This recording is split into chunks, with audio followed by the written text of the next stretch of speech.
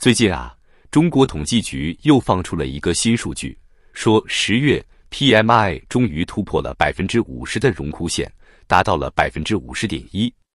咱们的官老爷们又开始吹嘘经济企稳回暖了。但是大家别高兴得太早，让我们来扒一扒这数据背后的真相。官方公布的 PMI 从4月份开始，连续5个月都在50%以下打转，这次终于蹭了一点点，上去了0.3个百分点。听着好像不错是吧？但是大家往下看可就有意思了。第一个问题，咱们来看看企业规模的分化。大企业 PMI 是51.5%，中型企业49.4%，但是小企业呢？才可怜的47.5%，比上个月还跌了1个百分点。这说明什么问题？说明国进民退愈演愈烈呀。政府把资源都给了国企和央企，小企业连口汤都喝不上，活的那叫一个艰难。但是更有意思的是第二个数字新订单指数，官方数据显示是50%，比上月增加了0.1个百分点。我的天哪，这不就是在数据上玩文字游戏吗？你说这个基本持平，那是不是意味着需求其实一点都没增长？这哪里是什么企稳回暖啊，分明就是在原地打转嘛。再说第三个最吓人的数据，地方债利息支出。前3季度，地方政府光是付利息就花了1.04万亿。大家想想，这可是利息啊，都快赶上一个深圳市1年的 GDP 了。而且这还只是明面上的债务，那些隐性债务的利息都还没算进去呢。更离谱的是，地方政府现在连本金都还不起了，只能靠借新还旧。财政部自己都承认了，偿债资金里有80%都是靠借新债来还的。这不就是个庞氏骗局吗？就跟我们以前玩拆东墙补西墙一样，但问题是现在连墙都快拆完了呀。财政部长蓝福安最近倒是说要拿出1.2万亿的债务限额来化解隐性债务，但是大家想啊，这不就是又在玩债务搬家的把戏吗？你把隐性债务变成显性债务，债务总量又不会少啊。这不就是把脏衣服藏到床底下，然后说看地上多干净吗？说一个更可怕的事情，现在银行都快成了政府的提款机了。表面上说是商业银行，其实就是财政部的小金库。老百姓的存款都被政府拿去填补财政窟窿了。你去银行取个钱还得预约，这不是笑话吗？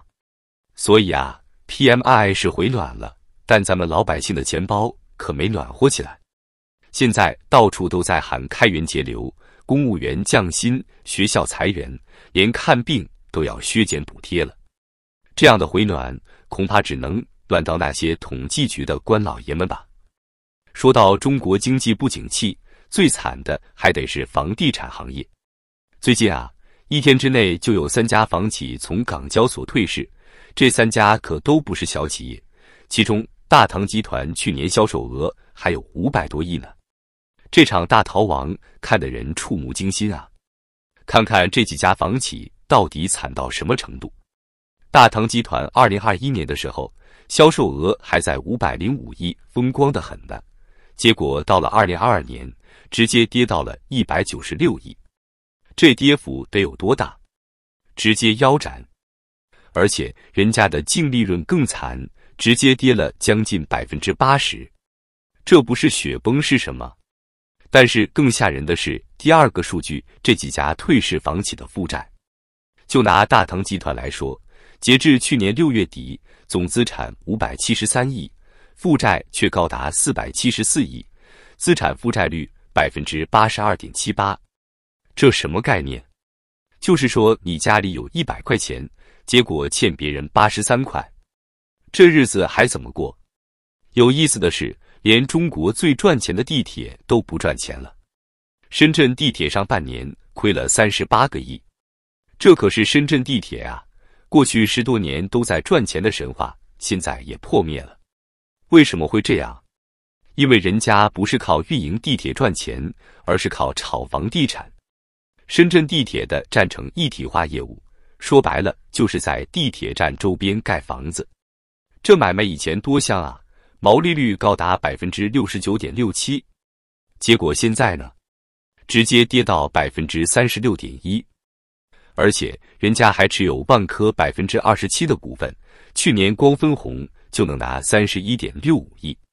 今年倒好，不但没分红，这笔投资还亏了 26.34 亿。这不是赔了夫人又折兵吗？但最惨的还是3、4线城市的房价，临沂的房价直接跌了 40%， 这不是在杀价，这是在杀人啊！为什么会这么惨？因为这些城市没有产业支撑，就靠房地产撑着。现在泡沫一破，直接就崩了。有数据显示，3、4线城市的房子得卖 34.2 个月才能清完库存，这是什么概念？就是说，即便从现在开始一套新房也不见了，也得差不多3年才能把现有的房子卖完。更要命的是，这些城市还在人口流失，买房的人越来越少，这库存可能永远也清不完了。这些数据还没算上烂尾楼呢。据统计，全国至少有900万套烂尾楼，而且这还是官方的数据，外媒统计出来的数字更吓人，2000万套。就拿郑州来说，光是一个城市就有106个烂尾楼盘，涉及60万居民，这日子没法过了呀。所以这次中国富豪们也坐不住了。胡润百富榜显示，短短3年时间，中国亿万富豪的数量从1185人暴跌到753人，直接少了1/3。以前的几个地产首富，现在都在打官司还债务，就连以前的好朋友也开始翻脸了。最近苏宁要求万达还 50.4 亿的新闻，不就说明这个问题吗？这些曾经的大佬们，以前称兄道弟的，现在也只能在商言商了。毕竟每个人自己的日子都不好过，谁还管得了别人啊？所以啊，中国现在的经济形势真不是靠开几个新闻发布会，喊几句口号就能解决的。这房地产的深层次问题不解决，就算 PMI 数据好看一点，那也是涂脂抹粉，该崩的迟早要崩。这不，住建部最近又出来说什么保交楼完成246万套，但你算算，全国900万套烂尾楼，你才完成不到1/3，有什么可吹的？而且这246万套里面，有多少是真正建好了的？有多少是找几个工人进场做做样子的？谁说得清楚？看来这一轮经济寒冬，还真不知道要冷到什么时候呢。最近的经济形势可把这些富豪们给打懵了。你看看王健林，前几年还在电视上侃侃而谈小目标呢，现在天天被人追债。苏宁要他还 50.4 个亿，永辉超市也来讨债，这日子真是一言难尽啊。我们来看看这些富豪们到底惨到什么程度。以前的王健林那可是要私有化万达商业的，觉得在港股被低估了。结果现在好了，不但 A 股上不了，连还债都成问题了。从2018年开始就一直在找朋友圈救急，这么多年过去了，朋友们也扛不住了。根据胡润的数据，中国亿万富翁从2021年的1185人跌到现在只剩753人了，这3年时间差不多少了1/3。而且光是去年1年就减少了 16%。